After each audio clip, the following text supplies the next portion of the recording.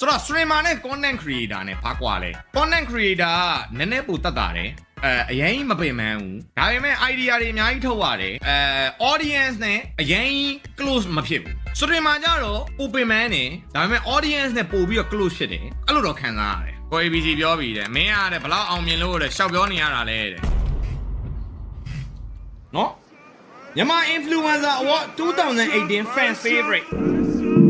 GG fans ရဲ့ honorable Telenor ရဲ့ gaming brand ambassador မြန်မာနိုင်ငံမှာ rap ဘူးလိုမျိုးတစ်ခါလုံးမှာနာမည်ရှိတဲ့ brand မှာစောက်ွက်ကြီးပါတယ်တယောက်တည်းသော streamer